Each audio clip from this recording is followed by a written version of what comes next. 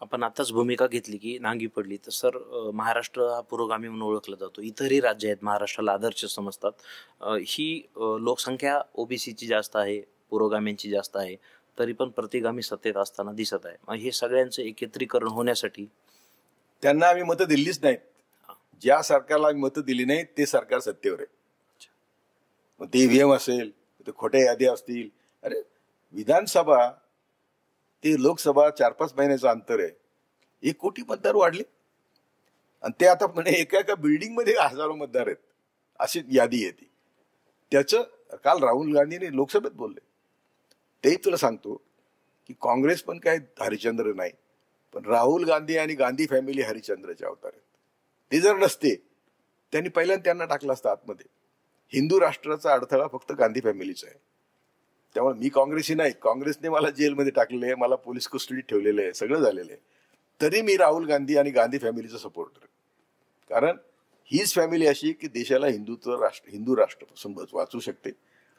मी राहुलशी बोललेलं आहे 1 to 1 या भारत जोडोमध्ये मी चालत होत्या. त्याला सांगितलं की तुझ्या आजीला RSSने मारलं, तुझ्या बापाला RSSने मारलं, आता तुला पण ते मारतील. तो म्हणला मला माहिती आहे. तेव्हा मी भावनेच्या आहारात त्याला म्हणलो की चालेल तू मरायला पण तयार आहेस, म्हणजे मला I love you more than my son असं मी त्याला बोललो. आणि ते खरं आहे की माझा मुलगा ठीक आहे, हायकोर्टात प्रॅक्टिस करतो, सामाजिक जाण आहे, माझा खर्च करतो ना. तर बाबा तुम्ही घरात बसू नका म्हणतो. तर तरी देखील राहुल गांधीची तुलना नाही.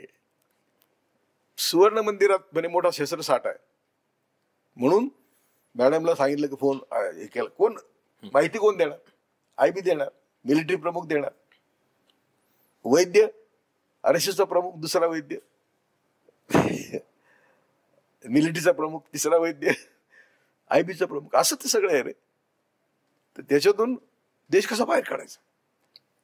याच्यासाठी आमच्यासारखे तळ हातावर शिर घेऊन लढणारे लोक पाहिजे. सर ही जी मरगळ आलेली आहे पुरोगामी चळवळीना, यांना तुम्ही आमच्या चॅनलच्या माध्यमातून काय सल्ला द्याल? की तेच सांगतो मी, किती वेळा सांगतो, आता पण सांगितलं ना की तुम्ही भिवून काय करणार आहे? तुम्ही कोणाला भिता? आणि तुम्ही घरात राहिला तरी मरणार का नाही? अगदी AC मध्ये ठेवलं तुम्हाला, अगदी मोठ्या घरात मोठ्या गाडीत, मरणार का नाही तुम्ही? तुम्ही शेवटी घरात सडून मरणार, त्यापेक्षा लढून मरा ना. हे आमचे जे सगळे आम्ही म्हणतो छत्रपती शिवाजी महाराजापासूनचे आमचे कल्याणकर्ते जे आहेत, कशाला बुद्धापासून, बुद्धाचा धर्म 1500 वर्ष चाललाय देशात, 10व्या शतकापर्यंत चालला. ह्या सगळ्यांनी त्यांची आहुती दिली आपल्यासाठी. आपल्याला लाज नाही वाटत? तेच जर रस्त्यावर नसते आले, तेच जर बाहेर आले नसते, तर आम्ही आज कुठे होतो? फुलेशाह आंबेडकर नसते, सावित्रीबाई फुले नसते, ह्या पोरी काय शिकल्या असत्या का? त्यामुळे त्यांनी जे आमच्यासाठी आहुती दिली त्याची जाणीव ठेवून आम्ही पण आहुती द्यायला तयार पाहिजे. आणि तुम्ही नाही दिली आहुती तर सोडून घरात मारणार आहात. त्यामुळे हाच माझा संदेश आहे.